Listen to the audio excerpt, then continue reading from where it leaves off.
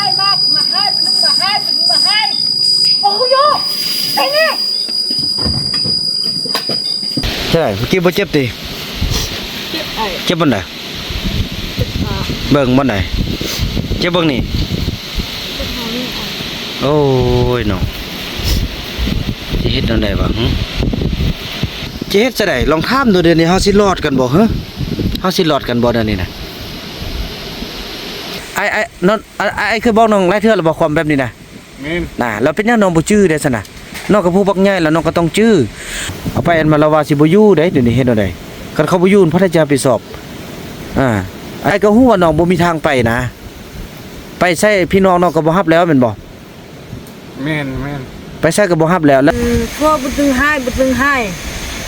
อีนู่นเบิ่งมาบักฮู้นเบิ่งมาบ่เห็นนี่เห็นบ่เช่นอะไรเดี๋ยวนี้บ่ฮับปิดเครื่องไว้เซอร์นี่นั่นเด้น้องก็ถ้าถ้าน้องเข้ามาแล้วเขาไปเลยเด้น้องแล้ววันนี้ไปแล้วน้องรับผิดชอบได้ทุกอย่างอยู่นี่น่ะน้องจะเอาเงินใส่ปัญญาใส่น้องมาใส่เข้านี่น่ะคันเขาบ่อยู่จะไล่ขึ้นหมดได้ทุกสิ่งทุกอย่างที่กันใส่ใจกันที่ว่าสร้างลุยเฮียนทุกอย่างที่ผ่านมาฮอดนี้น่ะน้องสิมีปัญญาบ่นี่ไอ้บอกกับน้องแล้วบอกแล้วน้องบ่ฟังน้องคิดว่าไอ้เว้าเล่นบ่ไปให้น้องอยู่นั่นน่ะบ่ฟังหรอกแหนเห็นอะไรบ่นี่ขอบใจ FC ผู้มีน้ำใจแบ่งปันเหมือนฟ้าบันดาลให้สร้างรายการนี้มาสวยเหลือคนทุกข์คนจนหรือคนด้อยกว่าด้วยแห่งศรัทธาบุญนำพาได้มาร่วมทาง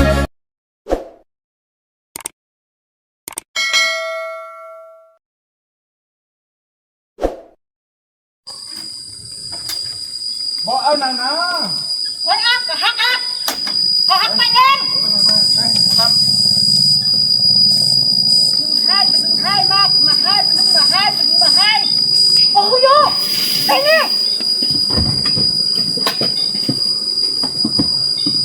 สิรอดบ่ไปขนาดอยู่นี่แท้ๆก็ยังผิดกัน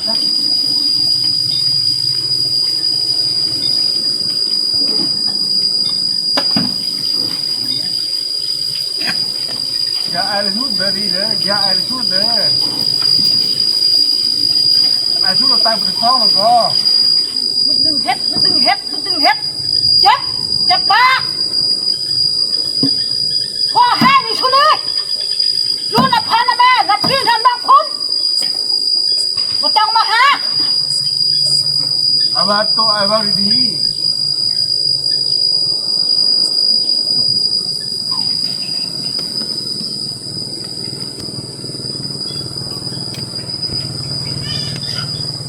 บ่อันน้ำชนะปันไอ้น้อย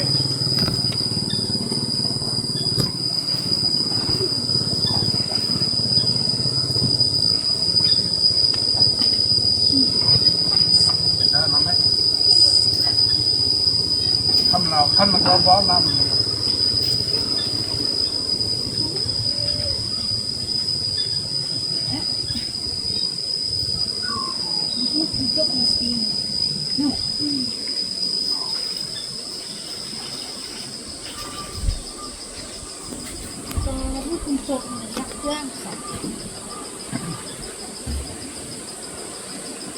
เดี๋ยวเราค่อยน้องจะหลอกเดี๋ยวเรามือจ้องอะไรกัน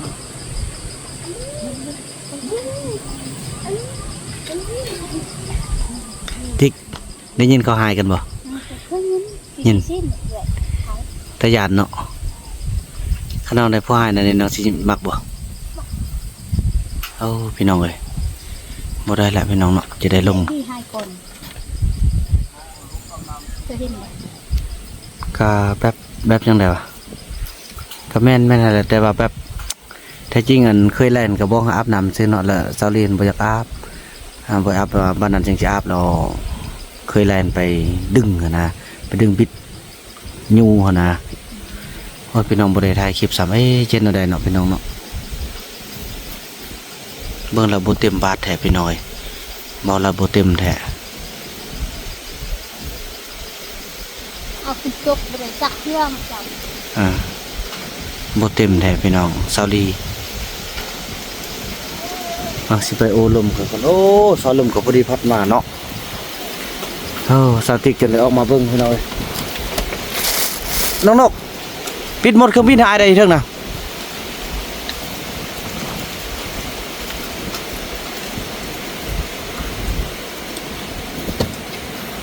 ปิดหมดเครื่องบินโทรศัพท์อยู่หน่วยเทิงหายเด้ อันนี้เราตัดไปนั้นได้กินนะครับ ใช่ แล้วก็เอาน้ำมาติด ใช่ป่ะโอ้ยมองไปลมเขาเจ้ากันโอ้ยจักเชื่อม กูเครื่องเลยเนาะมันนั่นแหละพระเอกคู่นี่พระเอกกับนางเอกคู่นี่เราเป็นแสดงกันอีกละ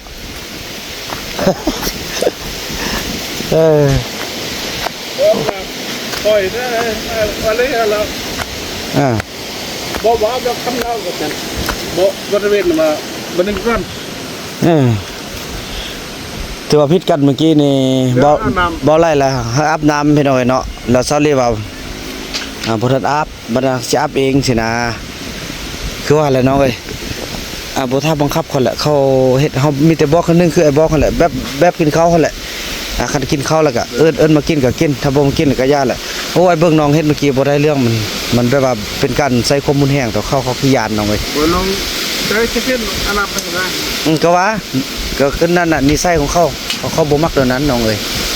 อะไรอย่างนั้นโอ้แม่พี่น้องเอ้ยไม่พุ่นตายคักเมื่อยฝนลมบ่เฮ็ดตึมเด้อน้องเด้อวันนี้มีแต่บอกน้องบ่ต้องไปดึงบ่ต้องไปนั่นเขาคันว่าเขา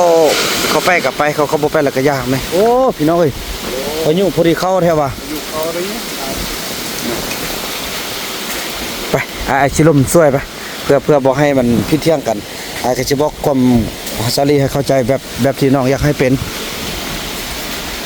พอเบาบ่นำเฮ็ดแล้วพี่น้องเมื่อกี้บ่ได้อัดบันทึกเนาะเอ้ยได้โอลมกันอีกแล้วพี่น้องเอ้ยแหน่บ่อยู่พี่ก็บ่คิดดีแล้วเป็นซะได้เกาะเมื่อกี้เป็นซะได้ผิดกันเนาะเมื่อกี้นั่นเด้อที่กันเลยเอาน้ำพี่น้องเอ้ยคือแนวนี้น้องไอ้ก็บ่แม่นไอ้ข้างซาลีเฮาเข้าใจว่านิสัยของเขาเป็นคนแนวนี้แล้วคันเอาบอกเทื่อนึงก็คันเขาบ่ไปก็ย่านน้องไอ้บ่อยากให้น้องบังคับเดิมนี้นั่นแหละซาลีคือกันแรงมาแล้วก็เฮาหัวอาบน้ำแดบ่หาเขาบอกเต็งให้เขาบอกเต็งผู้ใหญ่แล้วแต่เมื่อกี้ไอ้ก็เห็นน้องที่ว่าดึงเราไปอาบน้ำให้เราบ่อยากไปบ่ต้องให้น้อง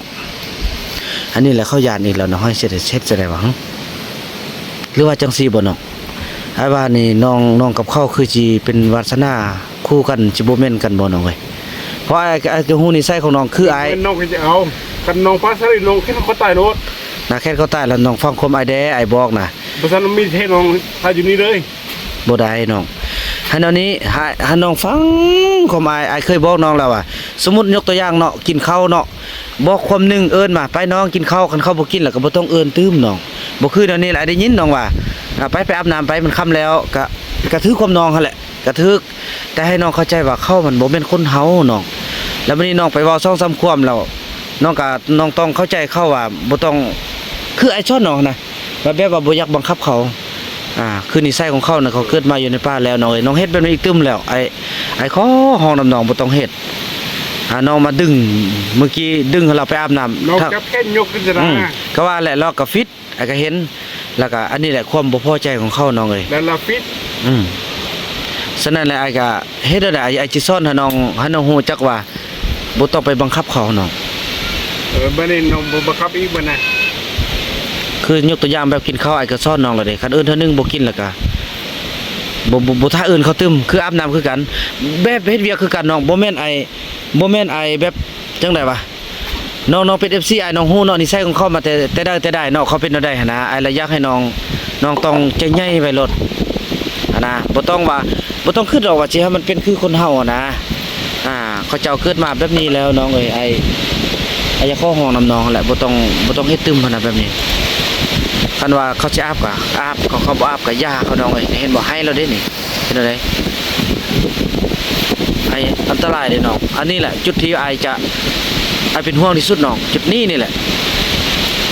เห็นบ่หลังจากพวกน้องพิษกันแล้วฟ้าลมก็พัดมาเลยนั่นนี่แหละน้องเห็นบ่เนี่ยน้องไอ้พัดดู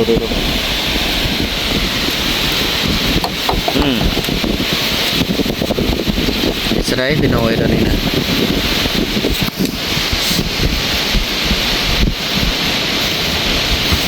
จะได้น้องให้ยังน้องจะได้เมื่อกี้บ่เจ็บติ เจ็บไอ้ เจ็บบ่ไหน เจ็บขา เบิ่งบ่ไหนเจ็บเบิ่งนี่ เจ็บขานี่ไอ้ โอ้ยน้องสิเฮ็ดจังได๋บ่หึ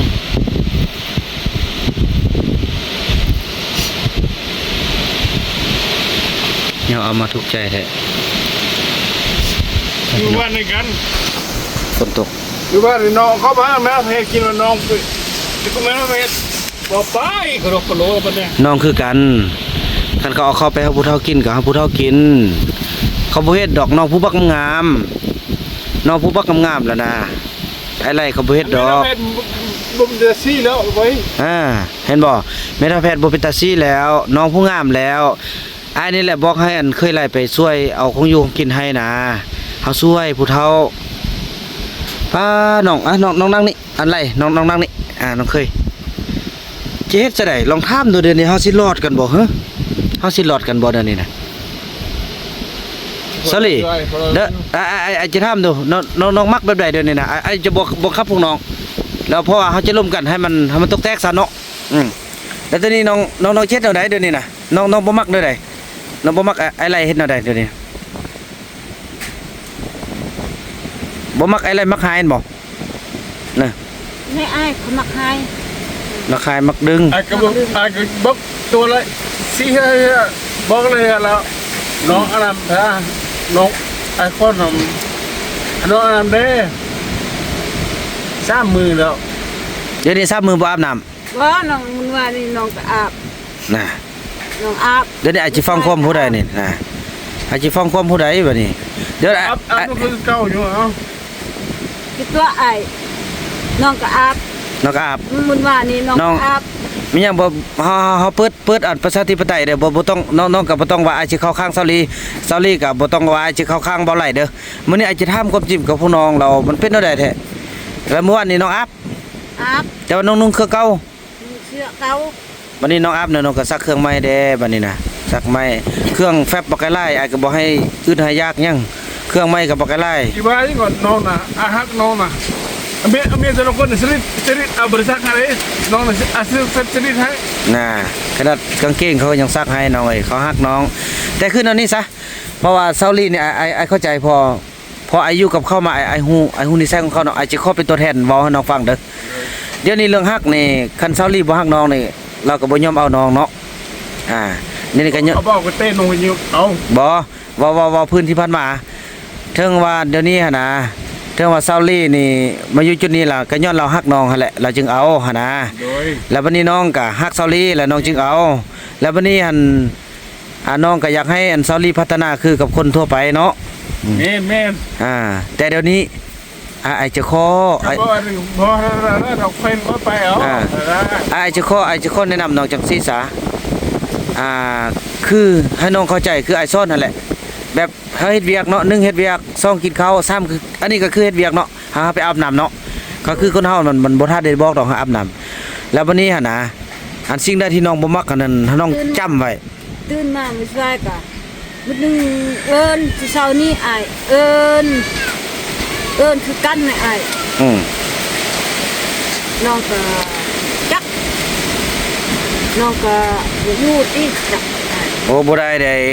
น้องบ่เว้านั้น อยู่ มีหยังน้องปรึกษามาไอ้คันน้องสิบ่อยู่ล่ะสิเอาเจ้านายมาล้มล้มให้มันฮู้กันบ่นึกว่ารักนี้เราสิว่าย้อนอายเป็นคนหายซั่นบ่แม่นเด้อายอยากให้พวกน้องฮักกันฮักถือกัน แล้วตอนนี้ซั่นเดี๋ยวนี้ซะเทื่อหลายเทื่อต่อหลายเทื่อแล้ว อาหารน้องสุดเลย แน่น้องไอ้ติดตามน้องมาหลายเทื่อแล้วแต่ว่าไอ้เว้าให้น้องบ่ฟังไอ้เว้าความจริงเลยเคยเนาะความฮักที่น้องฮักที่สุดไอ้เข้าใจ แต่ว่าน้องบ่ฟังความอายคือจุดที่ว่านั่นนี่แหละน้องมองข้ามอีกแล้ว คือไอ้บอกเตือนน้องว่าคันว่าให้เขาไปนี่คำหนึงคันเขาบ่ไปแล้วก็ย่าเขาเช่นหยังก็แต่ไอ้ขอห้องน้ำน้องอันเดียว แล้วน้องบ่ต้องไปดึงบ่ต้องไปบังคับเขาไอ้ขอให้น้องเปลี่ยนหาอ้ายเด้ บ้านนี้ก็มันเนี่ยบอกคำนึงเลยพอ ไอ้น้องไอ้คือบอกน้องหลายเทื่อแล้วบอกความแบบนี้นะ นี่ น่ะแล้วเป็นหยังน้องบ่จื้อได้ซั่นน่ะน้องก็ผู้บักใหญ่แล้วน้องก็ต้องจื้ออันสิ่งใดที่เขาบ่มักหั่นน่ะก็ย่าเขาสิกินหยังบ่กินหยังก็แต่ไอ้บอกแล้วไอ้ขอห้องน้ำพวกน้อง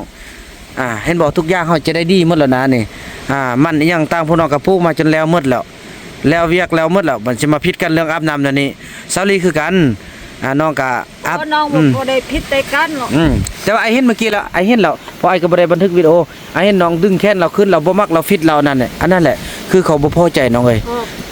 น้องบ่อยากไปอาบก็น้องไปเอง แม่นฮอดยามเราจะอาบเอง เพราะว่าอายุนำเข้าไอ้ฮู้นี่ใส่น้องเอ้ยอยู่น้องมาอยู่จักเดือนเอาน้องมาวันที่ยังน้องชื่อบ่เริ่มวันที่25 26เดือน4ซะบ่แม่นเดือน3 จ้าม อันนี้ก็5เดือน4นึงแม่นบอกได้เดือนป้ายนึงแล้ววันนี้น้องต้องเข้าใจน้องฟังความอายวันนี้ใส่ใจคอของเขาเป็นแบบใดหั่นน่ะน้องต้องเชื่อความอายเด้ออายุนำ3ปีให้น้องคิดว่าให้น้องอยู่ฮอด3ปีนี่คันอายปะพวกน้องอยู่นี่เสื้อเนี่ยเขาบ่อยู่จักคนน้องเพราะว่าหยังเดี๋ยวนี้เขาอยู่ได้ย้อนอายได้คันว่าน้องอายฮู้ว่าน้องฮักอายฮู้น้องเข้าใจแต่คันน้องบ่เปลี่ยนย้อนตัวนี้นี่อายสิเอาคันถึงมาเว้าน้องสิฆ่าคิงใต้ต่อหน้าคันถึงอายก็ยอมได้แต่ว่าตอนนี้นี่สิเกิดหยังขึ้นนี่อายจะบ่ขอให้พวกน้องเกิดขึ้นเด็ดขาดถ้าสิเกิดหยังขึ้นคันถึงพ่อแม่พี่น้องพวกน้องต้องฮู้จังซั่นเด้น้องไอ้สร้างเข้ามาเป็น2-3ปีบ่แม่นไอ้พร้อมน้องไอ้บอกน้องแล้วเด้ว่านิสัยของเขาเป็นแบบนี้เขาบ่มักบังคับคันเขากินก็คือว่าเขาอยากเขาก็กินอยากเฮ็ดเขาก็เฮ็ดคืออายเห็นบ่อยู่ต้นอยู่ป้าน่ะ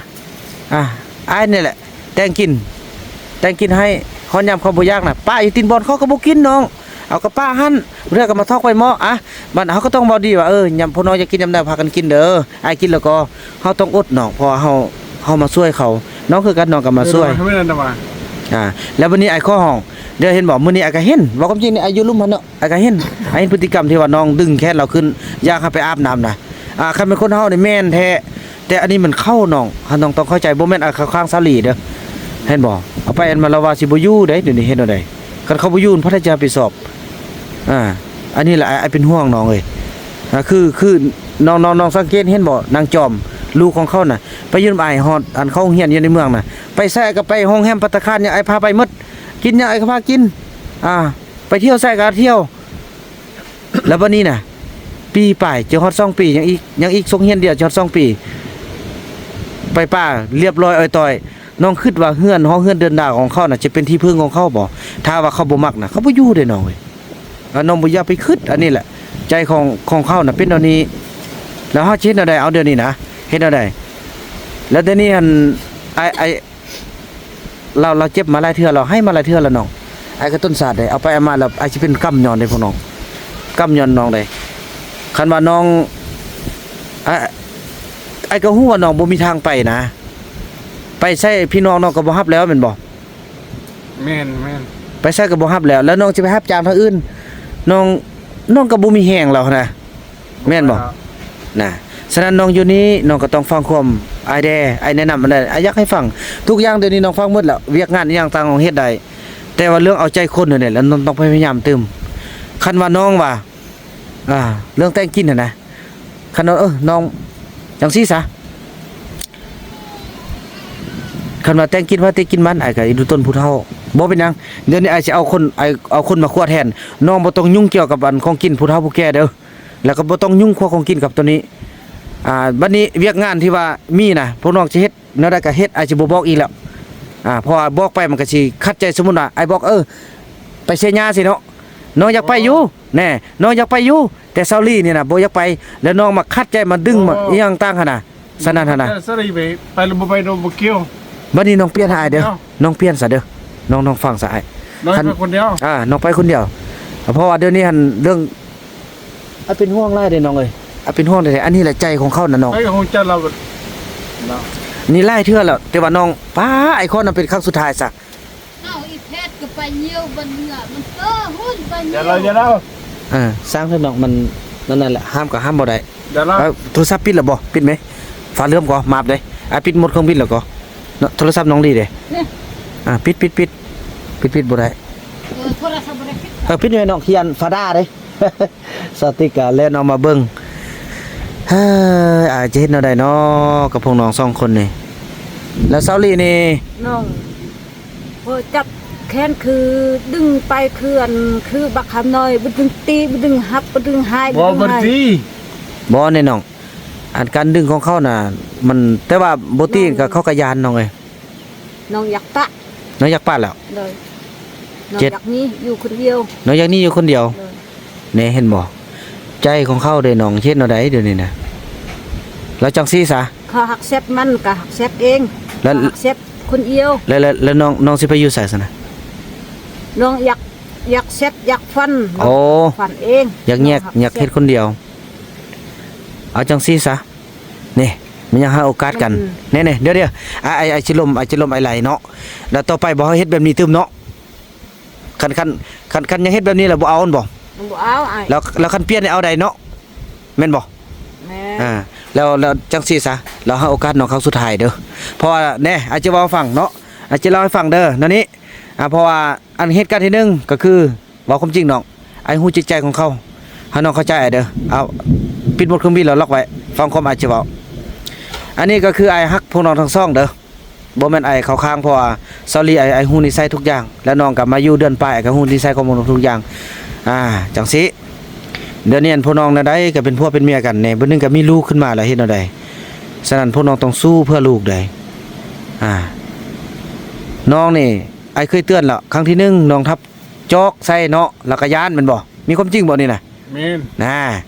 แล้วก็ให้น้องเปลี่ยนน้องก็มาเปลี่ยนเนาะ อัน อ่า ตอนนั้นได้บ่กินจะคุ้ม แล้วบ่กิน แล้วน้องหายน้องไปฟาดจอกใส่ แล้วว่าบ่กินแล้วบ่กินแล้วบ่กินได้ก็ แล้วน้องมึนแล้วน้องฟาดจอกใส่เนาะ แม่น อันนั้นถือว่าเราก็ย่านเนาะเทื่อนึงแล้วเขาก็ล้มกันมาเขาก็เตือนกันแล้วแม่นบ่ โดย อันนั้นไอ้บ่ทั่วเนาะนั่นเนาะแม่นบ่ sorry เพราะไอ้อยากล้มอันให้ FC ฟังอ่ะ ว่าบ่ทั่ว เพราะว่าบางคนเราว่าห้าว่าไอ้นี่เว้าเองเองหั่นนะอันนี้มีความจริงเนาะเทื่อนึงเราย่านแล้วแม่นบ่เราย่านเราสินี่เนาะเทื่อนึงเนาะแล้วเขาก็มาล้มกันแม่นบ่แล้วก็สิเปลี่ยนสิแปลงบัดนี้เรามาครั้งที่สองบัดนี้ครั้งที่สองน้องละหายว่าเรื่องของเรานึงเข้าเนาะก็สิแบบนี้นี่แหละเนาะแม่นบ่หายเรานึงเข้าแล้วน้องก็หายแทนบ่ โดย แล้วเราก็ย่านแทนเนาะ แม่น แม่นบ่ นี่ แล้วก็มาโอ้ล้มกัน หนึ่งคนหนึ่งแล้ว ก็ว่าว่าเรื่องเหตุการณ์ที่ว่าพวกน้องผิดกันนะ ได้ ครั้งที่สองเนาะแล้วก็ว่าที่นี้เนาะหลายก็อบรมแล้วพวกน้องก็เข้าใจกันได้เนาะอันนี้ความจริงเนาะครั้งที่สองมันบ่แล้ววันนี้ครั้งที่สาม อาน้ บ่แม่นอีกครั้งที่สามแล้วมันว่าเรื่องอันเราลงไปนอนหันแล้วน้องบอกให้ขึ้นเนาะแล้วมื้อเราให้หั่นนะกลางคืนน่ะนะ มือเขามากินเหล้าอย่างนี้เนาะ มากินเหล้าไว้คุณแล้วน้องเราอยากให้นอนแล้วเรามาซักแบตแล้ววันนี้น้องดึงเราลองดึงแค่เราเจ็บนี้นะเราย่าน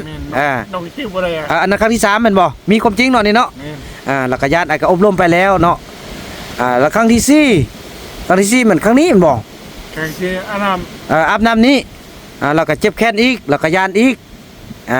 อันนี้ก็มันเราก็ให้อีกเนาะนี่เนาะเราก็ให้อันนี้ความจริงครั้งที่4เนาะแล้ววันนี้ไอ้ก็เคยบอกกับน้องว่ายังต่างนะแบบว่าบ่ต้องเล่งเขาซะเดี๋ยวเขาก็เลยอันนี้ครั้งที่4เลยเด้อน้องคันสิแม่นเว้าคันมันคือคนเฮาอยู่ในเมืองนี่ปะกันแล้วบอกความจริงเด้พอน้องเปลี่ยนบ่ได้จักเทื่ออันนี้ไอ้ข้อห้องนำน้องเป็นครั้งสุดท้ายได้บ่น้องบ่เฮ็ดตึมน้องบ่ต้องบังคับเขาตึมได้บ่ ำโอ้ ได้บ่แล้วเซาลีมีหยังน้องก็อดเอาเด้อแล้วบัดนี้แล้วไอ้สิเบิ่งไอ้สิอยู่เบิ่งนำพวกน้องเด้อ น้องอยากอยู่หรอก บ่อยากอยู่เจ็บแล้ว แค่แล้ว เครียดแล้วอ้าวเจ็ดเนาะได้น้องโอ้ยน้อยแสดงว่านักแล้วได้น้องคันว่าเป็นนี่นักแท้ๆเด้อันนี้แหละสิ่งที่อาญานแท้ๆน้องเบิ่งลูกเข้านั่นบ่เขาไปป้ากับไปป้าอ้อยต้อยแล้วอันนี้คือกันลูกเขาอยู่พุ่นอีกน้องเอ้ยคันน้องเฮ็ดอันนี้นี่ทุกอย่างนี่ความผิดนี่เป็นอยู่น้องก็นี่ โดยแม่น แล้วเจ็ดเนาะได้เดี๋ยวนี้น่ะไอ้พวกน้องไล่เทื่อครั้งที่4แล้วนี่น่ะ แล้วเฮ็ดได้น้องคือบ่เปลี่ยนบ่ฟังความอายเด้ น้องมีไอ้ข้อมนะ นี่เห็นบ่น้องหลายเทื่อเด้น้องยามได้น้องก็สัญญายามได้น้องก็จะขอโทษน้ำลาวยามได้น้องก็สิเปลี่ยนสิแปลงแล้วยังคือเก่าสิเฮ็ดแนวใดน้องเดี๋ยวนี้ฮะอายบ่สร้างสิว่าเลยเด้แหน่น้ำตาแท้ๆเด้น้องบ่แม่นลิ้นเด้ความเจ็บปวดแท้ๆของผู้หญิงแท้ๆก็ ข้อหนุ่มน้องเนาะ เฮ็ดซะเด้อน้อง น้องพวกอะไรมันตึงตีน้อง เดี๋ยว เอา ข้อหนุ่มน้องแล้วนะน้อง เจ็บ เราเจ็บแค้นเดี๋ยวนี้น้องดึงเราเมื่อกี้นี่แห้งเฮาผู้ชายเด้น้องคันแม่นเว้าเรื่องคดีนี่น้องผิดเด้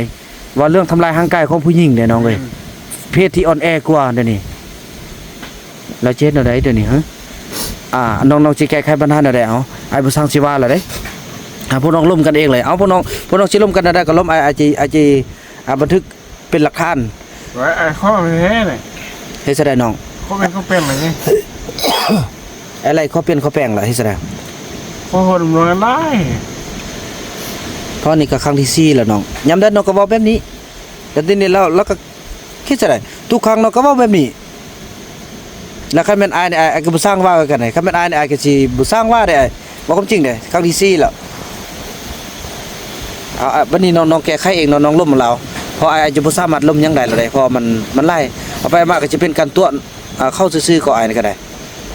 ยามใดอายก็โอ้ล้มยามใดโอ้ล้มคันน้องล้มบ่ตกบ่แตกอายก็สิล้มตึมอาจจะล้มช่วยน้องอาจจะให้โอกาสน้องล้มเราเลยตอนนี้น่ะ ข้อล้มน้องเนาะ น้องน่ะล้มเลยบัดนี้น่ะเฮ็ดจังได๋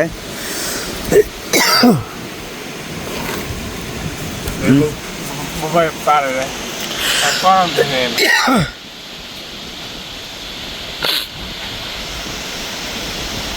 เนาะบ้านนี้บ่บ่นำก็หมดเส้นทางแล้วเด้ถือว่าการเมืองหรืออบรมน่ะก็สุดที่ละคือว่าแหละพี่น้องคนเฮาก็สิบ่ความจริงเด้อเนาะคนเฮาก็สิเปลี่ยนน่ะมันบ่มีครั้ง3ครั้ง4แบบนี้ดอกเนาะ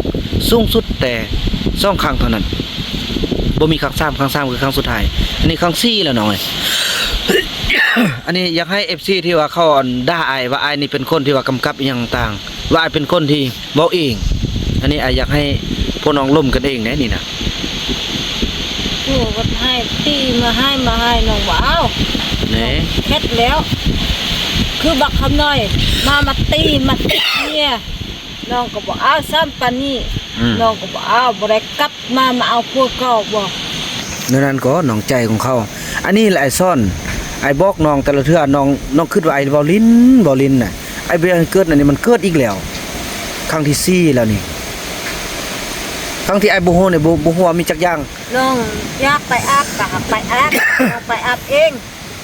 มาเอง ไปเอง มาเองน้องอาบน้องไปอาบมานั่งอันนี้มาแล้วมาเว้าด่าจับดึงช่องเหือไอ้แล้วก็ด่าช่องลุ่มหันช่องเหือจับดึงลงช่อง ได้ยินน้องหายคันแม่นอายก็ยันน้องว่าจังซี่ได้เมื่อกี้นั้น บ่มักอยู่ น้องว่าจังซี่น้องว่านี่ใส่ถือว่าไอ้ได้ยินเนาะเมื่อกี้เนาะน้องว่าเฮ็ดดีๆเด้น้องอย่าไอ้ซุ่นน่ะไอ้ซุ่นในใต้ทางซ่องก็ความนี่น่ะบ่เป็นตะเว้าจักหน่อยน่ะ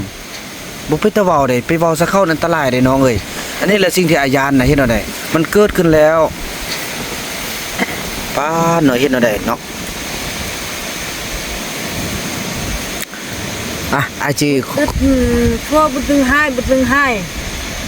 อีนู่นเบิ่งมาบักคุณเบิ่งมาบ่เห็น แหน่เห็นบ่เช่นเอาได้ ฮับ เดี๋ยว ก็ นี้ บ่ฮับปิดเครื่องไว้เซอร์ แหน่นั่นเด้น้องเขาถ้าถ้าน้องเข้ามาแล้วเขาไปเลยเด้น้องแล้ววันนี้ไปแล้วน้องรับผิดชอบได้ทุกอย่างอยู่นี่น่ะน้องจะเอาเงินใส่ปัญญาใส่น้องมาใส่เข้านี่น่ะคันเขาบ่อยู่จะไล่คืนหมดได้ทุกสิ่งทุกอย่างที่กันใส่ใจกันที่ว่าสร้างลุยเฮียนทุกอย่างที่ผ่านมาฮอดนี้น่ะน้องสิมีปัญญาบ่นี่อ้ายบอกกับน้องแล้วบอกแล้วน้องบ่ฟังน้องคิดว่าไอ้เว้าเล่น เห็นบ่ไปให้น้องอยู่นั่นน่ะ บ่ฟังล่ะ แหน่เห็นอะไรบัดนี้ พวกตีบ่ตึงให้บ่ตึงเว้ามาเว้าบ่ตึงมาห้องบ่ตึงมาเว้าบ่อยู่แหละบ่มักอยู่แหละ หมดเลยน้องไอ้บ่สร้างสิเว้าแล้วได้นี่ไอ้บ่ซ้ำมาครับพวกน้องไอ้สอนน้องตลอดแหละน้องเปลี่ยนบ่ได้ดอกมันเป็นสันดานของน้องละน้องเปลี่ยนบ่ได้คันน้องเปลี่ยนได้น้องเปลี่ยนได้แล้วน้องเอ้ยลูกผู้ชายเอิกซ้ำซอกเคยเตือนมาแล้วอันนี้ครั้งที่4แล้วย้ำได้ก็ย้ำขอโทษอันนี้มันคือเว้าลิ้นซื่อๆเลยอ่ะพยายามอบรมให้ตลอดอ๋อพี่น้องยุ่งขนาดบัดนี้ มีกูบ่ยุ่นมันคือนี่กูเขาจะบ่รับเป็นหยังตามมาเรานี่ จังซั่นแล้วพี่น้องเบิ่งคอยอบรมกันต่อนะพี่น้องเนาะเว้านานกว่าเดินทางมาแต่ไกลกันเมื่อยเด้อพี่น้องเอ้ยจังซั่นแหละติดตามต่อไปพี่น้องเอ้ย